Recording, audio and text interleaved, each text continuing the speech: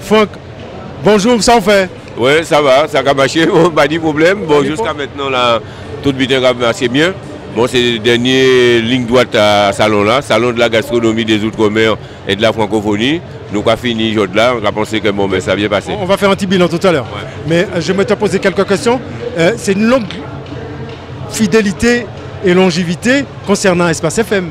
Alors, pour bien dire, c'est normal, hein, c'est un grand moment pour Espace FM, c'est un grand rendez-vous pour Espace FM. Il faut dire quand même par rapport à ça, moi, j'ai toujours interviewé Babette par le passé, parce qu'on a toujours apprécié ça qu'il a fait, et puis nous gardons une grande collaboration, une grande relation de travail, et puis ni 7 ans à peu près, il vient vraiment un jour, il dit, moi, on ça tient, au fait, j'ai une petite pensée, j'ai une petite idée, je vais organiser un salon de la gastronomie des Outre-mer à Paris, parce que bon, ben, la gastronomie ultramarine n'est pas mise en avant correctement. Et on dit, bon, ben, il dit, moi, est-ce que vous pouvez aider moi? Personnellement, on dit, mais si, par rapport à mes possibilités, et puis par rapport à Espace FM, où on y est depuis près de 23 ans, on dit, bon, ben, pas de problème. Et puis moi, je vois les responsables d'Espace FM. Et depuis la première édition qui déroulait à la porte de la Villette, eh ben, Espace FM au cœur de l'événement. Et personnellement, nous là, avec Babette, sans problème, matin, midi et soir. Est-ce que c'est une femme qui est au combat? Parce qu'il y a des coups de gueule, comme on dit, il y a des coups de cœur avec elle. Qui s'en aura pensé?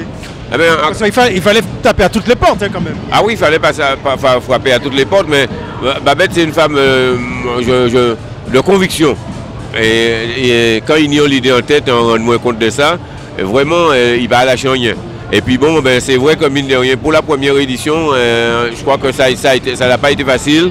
La deuxième édition, les gens sont... C'était dans un petit endroit, c'était pas la première édition, c'était à la porte de la Villette. Oh, ouais. Mais bon, les choses ont pris et puis bon, ben, vous savez, c'est toujours difficile de voir bien là en premier instant parce que bon, ben, on a des gens qui ont regardé, est-ce que bien là qui a marché et tout et compagnie. Mais là, vous voyez parti, tout le monde a frappé à la porte. Donc, et après, les nombres de exposants augmenté, le nombre de monde qui ont envie de venir augmenté, la qualité aussi, et puis bon, ben, l'année passée, c'était la Nouvelle-Calédonie qui était invitée, l'année là, ça, c'est la Louisiane. Les thèmes changent, et l'année prochaine, déjà, elle a déjà dit que c'est la Guadeloupe qui sera présente. Donc, les choses évoluent, et je pense que c'est un bien pour donc, cette manifestation. Est-ce que la gastronomie antillaise, guyanaise et au-delà de l'outre-mer, cette gastronomie, elle est bien représentée sur les grandes chaînes de télévision?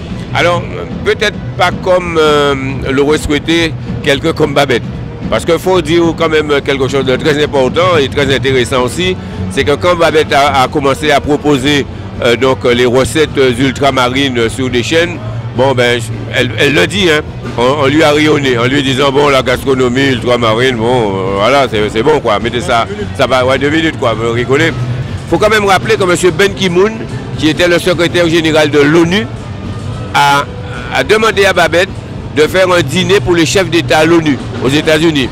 Et Babette est parti avec une bonne partie de son équipe, des tonnes de bananes, de fruits à pain, d'igname, tout et compagnie, de mangue, comment ça s'appelle encore, ananas, tout ça, mais il y a quelque chose. Est-ce que c'est mon a bien mangé? Alors monsieur, à la fin, dans sa grande robe, elle a les photos, tout, on voit tout aussi en... Monsieur Ban Ki-moon est venu le féliciter. Teni Gombo, voilà, c'est le nom dégagé. Teni Dachine, tout ça et compagnie, Zignam, aubergine. À la fin, tous les chefs d'État, tous les ambassadeurs qui étaient présents ont dit mais non, mais qui a... On lui a dit c'est Babette et Babette est montée sur le podium. Tous les chefs d'État sont venus féliciter Babette. À l'ONU, c'est la première fois qu'une ultramarine a proposé un repas à base de légumes, de fruits de chez nous. Et ça a eu un succès exceptionnel. Voilà, on te retrouve sur Espace FM. Le petit bilan, tous les samedis. Tous les samedis, 15h à 16h. Bon, ben c'est vrai que mine de rien, je suis journaliste à Espace FM. Je touche à tout. Bon, ici, on a couvert le salon sans problème. Après, on va faire le salon de l'agriculture. Après, on va faire la foire de Paris. On est présent sur les grands rendez-vous. Et pour à Espace, bon, ben c'est tous les samedis, 15h, 16h. Mais là, je fais que du sport. Hein. Franck, on va faire un petit bilan. C'est le dernier jour, la dernière comme on dit. Ah ouais. Alors, un petit bilan à ton niveau. À notre niveau, pour Espace FM, nous avons, je pense, réussi le pari.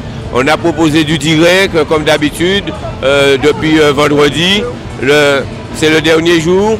on est un peu fatigué. Bon, nous avons aussi quand même un de nos animateurs qui est sur le podium, en l'occurrence Mike Odzen, qui fait un travail aussi formidable, qui a une forme de présentation de haute lignée, qui maîtrise son sujet. Espace FM est donc vraiment au cœur de l'événement. Nous, au niveau de notre radio, avec Jean-François Saint-Louis aussi, nous avons proposé des directs aux auditeurs qui n'ont pas pu se déplacer. Et, on a déjà eu des retours, ils sont contents.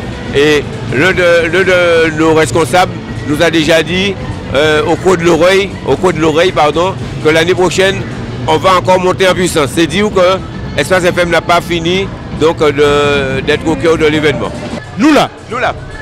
Merci Franck et à bientôt. Pas de problème.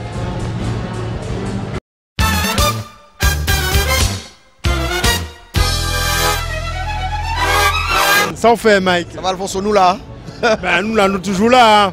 Oui, Mais Alfonso, nous là, ouais. pourquoi on te choisit à chaque fois pour faire les animations, pour ce rendez-vous?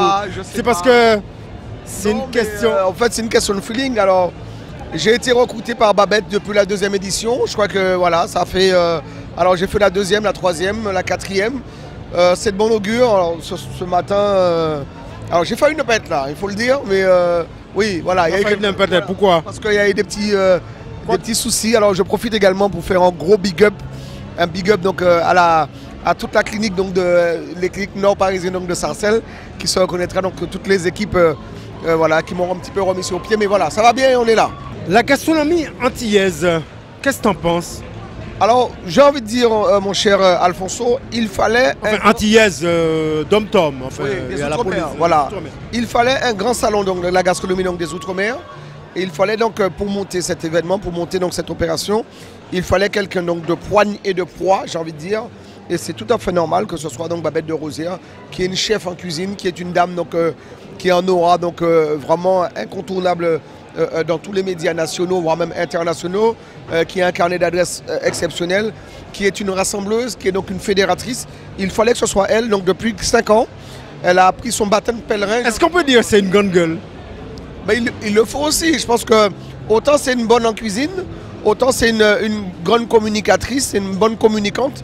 Mais je crois qu'elle est grande gueule quand il le faut aussi, parce que Babette de Rosière, je crois que pour monter un salon comme celui-là, venir au Parc des Expositions, alors pour la 2e année consécutive, avant elle était à Paris Event Center, dans le 18e arrondissement, dans le 19e.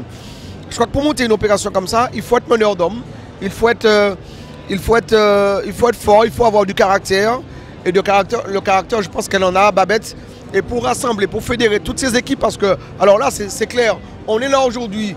Alors, si tu veux que je te dise, mon cher Alfonso, j'ai dû faire peut-être, 5-6 réunions avec Babette en amont, plus des dîners privés chez elle, dans son restaurant, au mall, où je fais des kilomètres et des kilomètres. Donc, on est là aujourd'hui, mais c'est au moins, alors, je parle que pour moi, c'est une petite dizaine de réunions. C'est des émissions et des émissions de radio, c'est beaucoup de temps, beaucoup d'énergie, mais je crois qu'il le faut. Si on veut du sérieux, si on veut du résultat, si on veut qu'on soit pris en considération par les gens qui nous regardent, les gens qui nous font confiance, les gens qui nous disent, bon attendez, on va leur prêter quand même le parc des expositions pour faire leur salon de la gastronomie, mais bon, on sait qu'ils ne vont pas revenir parce que cette année ça va être un fiasco. Il fallait quelqu'un de pointe derrière. Voilà. Et je crois que cette personne, c'est bien Babette de Rosière. On parle du salon, on parle de Babette. Est-ce qu'on mange bien? Est-ce qu'on peut parler de la malbouffe? Parce que quand on parle des Antilles... Alors, dans la crise des obèses, la crise d'obésité, forcément, aux Antilles, on n'est pas forcément les mieux placés. Alors, notre bouffe n'est pas si mauvaise. Alors, je discutais l'an dernier avec Jean-Michel Cohen, qui est l'un des plus grands nutritionnistes français, qui me disait, bon, alors vous avez quelques produits chez vous, du style le bokit, c'est très gras, mais si vous mangez un bokit comme ça de temps en temps, c'est pas ce qui va vous faire grossir. Par contre, ce que vous faites bien chez vous aux Antilles, et c'est peut-être là votre résultat, c'est que vous aimez cuisiner, et quand on cuisine, il n'y a rien de plus sain. Tu es un animateur sur le podium, il y aura des artistes. On peut associer la gastronomie avec la musique. Alors, on ne pouvait pas. Alors, depuis, ça a été quand même. Ça a été le leitmotiv donc, de Babette, c'est donc de faire un salon très coloré, très ambiancé. Et sous la partie ambiance que j'ai le privilège et le plaisir d'orchestrer et d'animer, on a Sylviane Sedia, on a le ballet africain Congo, nous avons également donc, le groupe d'Élise des Îles qui sont des petits protégés, des gens qui viennent, qui font confiance à Babette, qui viennent là parce que je crois que le Salon de la gastronomie donc, des Outre-mer, c'est donc depuis 5 ans déjà, 4 éditions. C'est tous les ans à la même période, même s'il fait froid à l'extérieur, mais on est là, à la porte de Versailles, on vient en métro, on repart. Donc ce soir en nocturne, demain soir en nocturne, il y a de quoi passer un excellent moment et l'ambiance y est fortement présentée sur scène avec tous ces musiciens également qui viennent mettre un petit peu d'ambiance sur le plateau. Cette année, c'est la Louisiane. La Louisiane, on parle le créole aussi. Ouais. Les Seychelles, on parle le créole. Qu'est-ce que tu en penses? Alors, on se ressemble. Alors, nous, nous ressemblent quand même. Oui, alors là aussi. Enfin, dit ça comme ça. Hein. Oui, alors, Alfonso, ce salon a ses particularités. Tous les ans, Babette veut donner un coup de projecteur. Voilà. Un coup de projecteur donc, à une région du monde, à une région créolophone, à une région.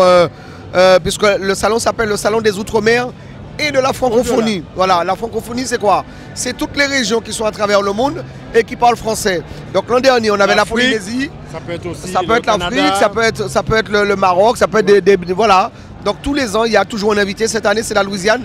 Et on a vu avec le groupe de Sarah, qui est venu donc depuis 15 jours de la Louisiane, pour non seulement amener, alors ils mangent des gombos, qui est donc voilà, le jambalaya, qui est le fameux plat typique de la Louisiane. Mais il y a également la danse, il y a la danse traditionnelle. Et puis il y a ces plats qu'on retrouve à la Louisiane, mais aussi qui s'apparentent avec nos mets aux Antilles. Voilà. Alors il y a d'autres salons qui existent, où on retrouve plein de gens. Je crois que ce salon de la gastronomie, il est à part entière parce que là, c'est pas, on retrouve pas toutes les, c'est pas une foire, c'est un salon de la gastronomie. Bien évidemment, on parle cuisine, mais il y a des exposants. Là, par exemple, on est chez Voyage Antillais, on est chez un partenaire qui n'a rien à voir avec la cuisine, tu vois, mais qui véhicule une belle image puisqu'on vend les Antilles, on vend les Outre-mer, on vend les régions donc d'ailleurs. Et franchement, je trouve que c'est bien parce qu'on a des partenaires. On a par exemple AGS qui est là, qui ne vend pas de la gastronomie, qui vend du déménagement, mais qui est là aussi. On a Ma Pause Finance qui vend du financement. Mais c'est bien, c'est le rendez-vous populaire, le rendez-vous donc en commun de toutes les Outre-mer, j'ai envie de dire donc toutes ces belles régions d'Outre-mer et de la francophonie. Et c'est emmené, pensé et réalisé par Babette de Rosier, à qui je tire encore un gros coup de chapeau. Qu'est-ce que tu envisages pour cette année? Parce qu'on te voit dans pas mal d'organisations, on te voit pour le Bel Air, on te voit pour pas mal de choses. Est-ce que cette année, ça va être riche en pas mal d'événements? Bon, écoute, je me le souhaite. Enfin, j'ai envie de faire plein de choses, j'ai envie d'accomplir plein de choses. Maintenant, il faut qu'on soit accompagné avec la grâce de Dieu, bien évidemment. Alors je reviens à un petit séjour assez douloureux quand même, je dois le dire. Mais voilà, j'ai envie de faire plein de choses, j'ai envie que cette année soit pleine, j'ai envie que ce soit une année. Alors moi j'ai souhaité que cette année soit une année donc, de saveurs. Les saveurs, ça commence également par ce salon de la gastronomie. Ensuite, je vais enchaîner avec un grand concert le 16 février à Nateco, ce sera donc à l'espace Chevreul de Nanterre. J'aurai Culture et Tradition au mois de mars à Sarcelles le 10 mars avec Colobars en invité prestige. Avant ça, on partira donc aux Antilles pour le carnaval des Antilles, donc du 1er au 3 en Guadeloupe et du 3 au 6 en Martinique. 6 jours pour faire vivre notre carnaval. Toi qui couvre On couvre avec toute l'équipe de Télé Antilles. Donc voilà, on partira avec une petite équipe de Télé Antilles. Culture et Tradition. On aura également, alors avec Voyage Antillais, on a une croisière donc, où on partira donc de Venise, on aura en Croatie, on aura un petit peu partout en Italie. Ça sera également donc, au mois de mai prochain. Qu'est-ce qu'on a? On a la fête du sport à Sarcelles, on a quelques autres grands rendez-vous. Le calendrier est bien chargé, bien plein. Mais on ne s'arrête pas là, on est là pour ça, Alfonso, tu aimes ça? Bon, j'aime ça, et puis j'aime l'animation, j'aime ça. Et puis je suis un homme de radio. Hein. Ouais. Mais qu'est-ce que tu en penses? Question simple, hein, de Télé Antilles. Alors Télé Antilles, c'est une belle équipe. Pourquoi Télé Antilles? Pourquoi pas d'autres? Je sais pas, moi je reste près de Télé Antilles parce que c'est une famille, c'est une belle ambiance, c'est une belle harmonie. Moi j'aime ça, je vis avec ça. Alors toi tu es là, aujourd'hui je bosse avec toi, demain je peux bosser avec Peggy, avec Titi, avec Jean-François. Enfin non, Jean-François je ne vais pas bosser avec lui, je vais lui prendre sa place, non je blague. Tu vas couper au montage. Non, je blague. Non, ça va rester. Non, en fait c'est une équipe sympathique. Alors on est en freelance, on est libre, on fait ce qu'on veut, on fait ce qu'on aime, mais on travaille aussi pour c'est un métier difficile? C'est difficile? Oui, forcément, il faut forcément raison garder, c'est difficile. Toutes les choses que nous entreprenons sont difficiles, mais il faut savoir faire la part des choses. Mais moi, j'ai envie de travailler pour ces gens qui me croisent, qui me disent Ben, merci Téléantilles parce que vous faites de la proximité, vous montrez donc au plus près ce que le peuple fait, nous faisons des choses formidables. Alors, quand il y a des faits divers, on aime bien dire ouais, mais là il s'est passé ça chez nous, mais nous savons aussi mener des choses et il faut aussi saluer donc ces performances. Il y a quelque chose qui me tient à cœur. Ça a tourné en boucle sur WhatsApp. Qu'est-ce que tu en penses quand tu vois alors ça? Ça a été le buzz. Vu. Ça a été le buzz. Ça a été le buzz. Ça a été tourné donc, au mois de novembre en Martinique. Je ne veux pas revenir dessus parce que ce ne sont pas mes propos. Je ne fais que relayer donc, les propos oui, donc, de M. Jocelyn Votan. Tu as un ressenti. Oui, mais alors ce sont ses propos. Ça se discute. Mais moi j'espère que le zouk, qui est une belle musique, qui est notre musique, qui est notre identité, notre fierté, ne va pas mourir. Et parce que le zouk a encore de belles heures, donc j'ai envie de dire devant elle, c'est une belle musique et il nous appartient à toi, à moi et à vous autres de maintenir cette musique au plus haut niveau.